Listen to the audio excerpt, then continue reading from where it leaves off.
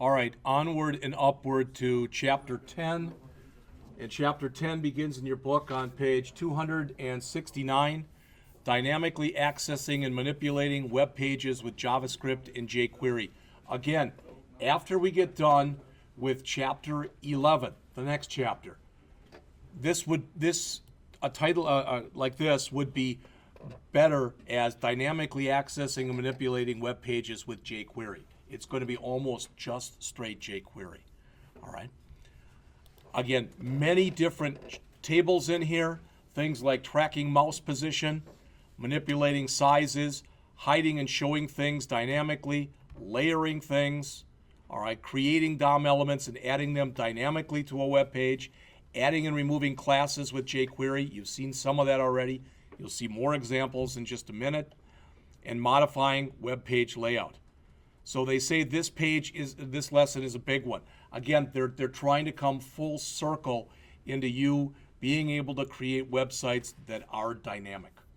All right, and I've said this kind of thing before. I maybe even said it earlier today. You know, anybody can make a website that has people want to come and visit it. There aren't a lot of websites that do change often. I mean, think about it. You know, even the Blackhawk website, yeah, they might put a little different picture on there when you get there, but it doesn't change a whole heck of a lot. All right. They've been talking, and supposedly when if you never heard the story, they have some firm in Minnesota that built their website. And they asked me what I thought, and I said, you don't want to hear it. You know, they weren't going to do anything about it anyway. You know, but I said, you're gonna be sorry that you did this. And of course, the people who made all these decisions, they're not here anymore anyway. All right. But supposedly it is all being rewritten. That the portal and the MyBTC was just the beginning of this. All right, you're coming in and you've got the MyBTC. We didn't have that before. All right, a lot of the stuff that's here is a lot better. And the idea is you should never go out to a website and on the front page, when you go down the bottom, find 100 hyperlinks. That is one of the most bizarre things I've ever seen on a website. And I was on the committee, not that did this, but on the Student Services Committee, and I told our Vice President of Student Services, if I was a new student, you would turn me off from coming to your school by showing me that website. And then he kind of went around the table, and there wasn't really anyone who disagreed with me. And these were all administrator people. You know, he told me later, he said, you know, I like you on this committee. You have the guts to say that stuff to me. They all feel it, but won't say it. And I just kind of laughed at him. If you don't know him, it's Ed Robinson, and Ed's one of the coolest guys I've ever met. You know, he's this huge guy. He's like about 6.5 feet tall. You know, and I said, but you can't fire me. And he just kind of laughed and said, well, you don't know that, but I don't think he can at least. So, all right, so taking it from the top, getting mouse position. What you're going to find if you run these things. If you run the examples that I put out there, they're going to almost all be exactly the same. They'll look the same. Whether you call Screen X or Page X or Client X, the idea is that you want to be able to get your X coordinate position on the page. All right?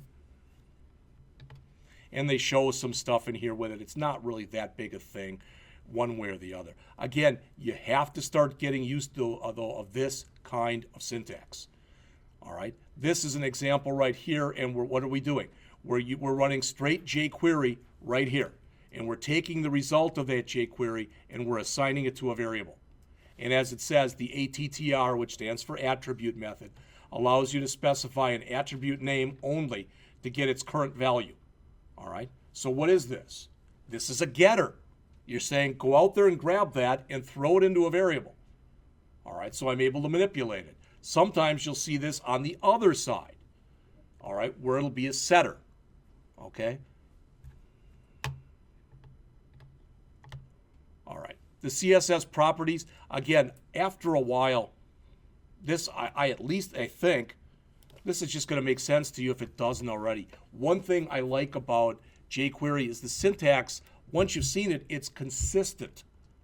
All right, so this says find whatever there is, whatever element has an ID of button A, and apply the CSS cursor property to it. That's it. Sometimes it'll be as simple as this. Sometimes when you apply it, you have to put additional information in.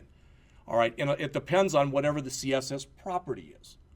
But the good news is these are just CSS selectors. All right, if you took the time, regardless of whoever you had for the 157 class, if you took the time to go out to W3 schools and look at their list of CSS selectors that are out there, or you go there now, or if you've gone out to another site, you already know a lot of this stuff. Is there any significance to that dollar sign? The dollar sign is an alias. You could just put the word jQuery there if you wanted to. Oh, okay. That's all it is. So it's an alias for jQuery. Gotcha. It's an alias for the word jQuery. Yeah. And you have to watch it because if you're working with a lot of different frameworks, like not just jQuery, you sometimes have to set stuff up at the top of your site because there are other frameworks that also use the dollar sign, and it doesn't mean jQuery in those frameworks. All right. All right. So you can play with element size. You've all seen this or done this. That for instance, you might, if you take your mouse and you hover it over a paragraph, let's say on a page, that paragraph might double in size. All right, you move off of it and it goes back again. You can do all sorts of different things. All right, again, this goes along with that interactivity. The biggest thing when you're working with this stuff, and I don't know if you've ever seen this or not, but if you go out to a site and somebody who creates the site that thinks they have to use every one of these things on every page, and you go out there and you're so overwhelmed. It's like, you're a little kid. I always remember with my kids taking them to the little kiddie carnival where they had that kind of a little roller coaster that looked like a dragon. All right, and every time we went to any carnival, they had that there. Well, that's a lot different than going out to Great America and going down the Eagle. All right, but the thing is, you go down the Eagle, it's cool. But when you see this on every web page and you see a page, boom, thing after thing, it's too much. Because people remember, oh, that was such a cool site. What were they selling? I don't have a friggin' clue. All right, but it was cool. All right. So you can play with position. You can set it in many different ways, and they show you some examples of that here. Okay. As it says, you can get browser and screen size and color information. This isn't really done as much anymore. It used to be a real big thing with a lot of browsers that you do, if you've ever heard of the term browser sniffing, where you come in but it's virtually, it's almost impossible today for you to sit there and write code that says, okay, if you're using this browser, because then you have to start checking versions. And it's like, what is it? Firefox, it seems to come out with a new version almost every week. They're on like version 42 or 43. I don't want to put all that kind of code in there. But sometimes when you want to do different things, and again, historically in the past, it's been you want to know if they're IE. And if you don't know, one of the big changes in Edge is they're starting to become more compliant. You do stuff in there like you do it in other browsers. People go, yeah, it's such a cool browser. Yeah, it's because Microsoft's not being Microsoft. All right, so the first one that's in here, and again, there's 3 or 4 of these, but this one says, now it's time to put everything together. Here you build a basic web page with different HTML elements. One is a div that displays screen, browser, mouse, and element information. Why am I showing you that? So when you see this, it makes sense. All right? So they show you this, and as you move your mouse around in here, the stuff that's in there will change accordingly to show you that. Now, when you look at that, you might raise your hand and go, okay, I get that. Why would you ever want to show that? It's for your benefit. You wouldn't want to probably have a website that tells the user, take your mouse and click it, move around the screen so you can see where you are. Because they'd be like, why would I want to do that? But they're trying to show you this so you can see, to kind of put it into perspective from the stuff that we're going through in here. And again, a lot of HTML, 50 lines, and 36 lines, I don't know what that is, 36 lines of basically jQuery and a little bit of CSS. All right. We talked about this earlier in the last chapter, but to mention it again, the idea of dynamically being able to manipulate something. All right. People think that kind of stuff is cool. I've got a brother who's about 62 or 63. I watch him on a computer, and he's funny to watch. He's computer literate. He really knows what he's doing. All right. But yet, when I watch him do certain things, he's like a little kid. Ooh, that was cool. And I'm like, no, it really wasn't. But, I'm not going to say anything. To him, it was cool. All right. And if that's your goal, is to create a website that other people find cool, this is one way that you can do it. All right. So notice what they're doing here. It says they're setting the contents of an existing object to a new paragraph. What does that mean? This could be a div. And that's what this could be right here, the DOM object right here. So you'd be adding 2 new paragraphs to a div. All right. And again, a lot of times what you'll want to do then is if you want an interactive site, it'll be the kind of thing, Luke was talking to me before a little bit about artificial intelligence. But the idea is you can ask the user questions, and based on their answers, you can change what shows on the screen. All right. When you start to do that, I mean, if I'm going out, and Amazon does some of that stuff, but basically they do it with drop downs. All right. And more drop downs and more drop downs. But if you can find some way to tap into that, people are going to want to come to your site. It's different. That's the good news. The bad news is as soon as other people see it, oh, that's cool. I'm going to look at their code or pilfer it and try to do it my own way. But there's always some advantage of being the first, all right, to come out there and do that. All right, so again, there's plenty of examples on adding things. Then they talk about how to remove things and how to modify things. All right, and again, you might say, well, you're going over this fast, and I know that.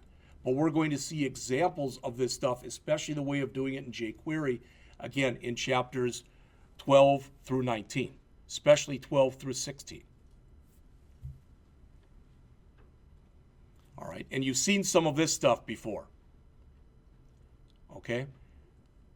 So what this is saying, as it says, I'm inserting what? A new third paragraph, because find the paragraph that's equal to 2. Remember, it's 0, then 1. Then after that paragraph, add a new paragraph. All right. In fact, it's 2 there. So it's 0, 1, 2. Okay. So there's all sorts of ways that you could do this. Add classes, remove classes, toggle classes. You're going to see examples of every one of these. And the author says in here, dynamically, says, now it's time. In this example, you'll start with a basic web page, dynamically add, modify, and remove elements. The purpose is to get you going by adding content dynamically. All right, and it goes to different pages and stuff that's in there. But again, as the more complex it gets, as you'd guess, the more code you're going to have. I don't care if you're writing it in JavaScript and jQuery or whatever. All right. Now there's really not that much HTML, but there's more jQuery in here, and there's quite a bit of CSS in here also. All right. Dynamically rearranging elements on the web page. We've talked about this before. Remember, we talked about the z-index. The higher the number for the z-index, the closer to the foreground it is. The lower the number of the z-index, the more towards the background it gets. That's especially important if you're stacking elements on top of one another. This example that they have in here that does it, this is what he does. All right, so he gives you different ways that you can basically set yourself up a slideshow.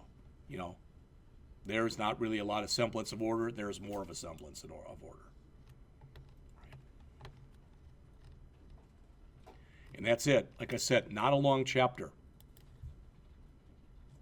So let's just jump right into chapter 11, which again, not a real long chapter.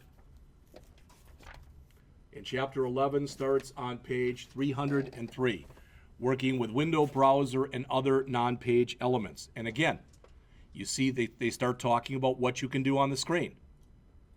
All right. Available height. If I've got if my window is, let's say, whatever it is, 1068 wide and 768 high, that's going to give you the 768 for the height and the 1067 for the width. This is going to give you, as it says, the number of bits in the color palette. I believe if you run it in here, it'll say 24. The height of the physical screen will typically also be your available height. Unless you use CSS and you set it up so you're not using the entire screen for your page. Window objects, the same kind of thing. Again, what you're going to see is if you run these, a lot of these are going to look almost exactly the same because you're given different ways to do this stuff. And just so you know, all right, so it says in here, window object properties. And I wasn't sure where to look in here, so I Googled and I typed in here, window object. I did both the methods and the properties. And it brought me out to where? The W3 schools. There's the window object. And there's basically everything that's discussed in there. There's the properties. And then that's everything that's discussed in there with the methods. You notice there's a lot of overlap. All right? Blur removes focus from the current window. But now you're talking about using blur on a window as opposed to using it on an element that we talked about before. So the ideas will be the same, but exactly what happens will be different based on, are you working on an element? Are you working on a window? Are you working on the screen? What are you working with? All right. Oops.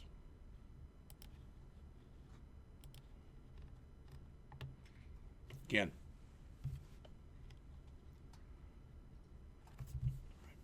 Some of this stuff is kind of cool in here when you take a look through it. And I'm sure there are many people in here that are much more hardware-wise than I am. All right, when you go in and you start looking for port numbers, etc. The thing about this, if you don't know it, this port number, if you run it, it's got the word port and nothing after it. And the reason is that many things that run often on a machine will run by default on port 80. And on this machine, if it's port 80, which is the default port, it doesn't even show it. Some machines it'll say port 80, some it'll say default. All right, this one, ours, at least when I ran on the machine, it didn't show anything. You can do the history object. Again, that's a way that you can iterate your way through pages. So you can give it a negative number to go backwards or a positive number to go forwards. All right, forcing links to open in new browser windows. Hopefully, at least, you were told this by whomever you had the 157 class for. But again, if this is my website right here, let's suppose this is my site, and I've got a hyperlink right there. All right. If that hyperlink is going to be opening up something that's not in my site, that it's in somebody else's site, all right, if you didn't know this, you should always use target equals _ blank. You should, because it's considered good etiquette.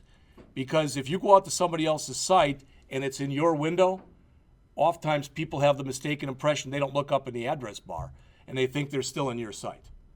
And that's not really a good thing. All right. The bad part of doing that is they can start clicking around on the other site, the external one, and they might forget about yours, which is the reason I believe some people don't do it that way. All right, they talk a little bit about cookies in here. You should have had a little bit of work on cookies last semester in the 119 class. You'll get a lot of work with cookies next semester in the PHP class. Basically, a cookie is just some information that a server writes out to a client machine someplace. It's a non-executable file. It usually can only be about 4K in length. Most browsers are set up so they only hold 20 to 40 or so cookies. And then when you keep adding them, it goes through the history and it says which is the oldest, and it just gets rid of it. All right, there are some sites, Amazon has got some of that stuff that, a lot of times they'll find out what your likes and dislikes are, or they'll do it based on your shopping patterns. If I went out to my Amazon page right now, it would, I went and bought, my daughter is taking a class in foreign films. And so I was looking at some books for her. So all of a sudden, all the stuff that was showing on my screen was all this different stuff on the history of foreign films. All right. And they give you a little bit of work in here if you want to learn how to set, get, and delete cookies. And the last part that's in here, again, you should all know this. I don't care if you had me, if you had Jim, if you had somebody else last semester. You all should have created an input box. Everybody should have done that. All right. You all should have created some kind of an alert. And you may or may not have worked with a confirm. As you can see, the difference between the alert and the confirm is the confirm has a cancel, where the alert does not. All right. So if you didn't, or you need some review, there's some work on the confirm. All right. And the last thing that really gets discussed in this chapter of any length is this adding timers. Okay, and if you haven't heard the shtick on this before from either me or from somebody else, think about an alarm clock. All right, and let's suppose it's an old-fashioned alarm clock that doesn't have a snooze on it, the old wind-up kind. So when you have a set timeout that, and I've got the alarm set for 5, it goes off at 5, I turn it off, it's, if I go back to sleep, I might be hosed, right? But with a snooze, I hit the snooze button, 9 minutes later it comes on again, I hit snooze, 9 minutes later, etc. That's like a set interval. So a set timeout is basically a one-time type of shot, where a set interval, it'll happen on a recurring basis. All right? And they give you an example of that in here. And that's it. So again, if you didn't see it, if you weren't here the other day, I think I got it here someplace.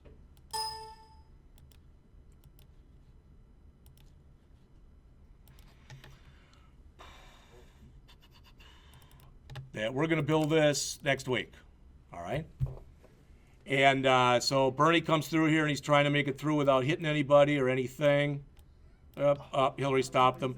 And the idea is if he can make it the whole way through. Yeah, he made it to the White House, okay? That type of an idea. So we're going to work on that because that's going to allow us to look at a few different things. When we first build this, we won't care at all about a background. We won't care all of, we'll just basically have squares that'll be a certain color. And we'll have them move, and you'll learn how to make them move up and down. All right? Then we'll add the equivalent of Bernie in here. And we won't even have move. We'll just have them be there, and then we'll have them move. Then what you get to learn out of that is what's called collision detection. All right? In other words, when there is a collision, what do you want to have happen? All right? When you think about it, most of the time when you're working with a game and there's a collision, you either stop, or you lose a life, or you do something with the game. All right? And it's not a lot of code. We'll write a few hundred lines. And the way that I've set it up, I just took everything, and I didn't even write separate JavaScript files. I just threw everything in there, just so you have it all there and we can go through it. All right, so we'll do that probably on Monday. We'll go through that, and we'll just build a simple framework for it, and then we'll fill in the pieces, and hopefully by Wednesday we'll have it working. All right? Questions? Yeah. Well, at first I was going to make it more like Pong, where I was going to have the White House, I was going to send them back again, and it was going to be kind of like this. And then I thought, too, because somebody asked me this the other day, they said, well, why didn't you put any Republicans in there? And I thought of having Hillary and then putting Clinton here and a few other people, but it just got, this worked. I don't particularly like the graphic. It wasn't sized real well, but it all works. You can tell looking at it what's going on here. So, all right. And it's 4:30, but I'm finished.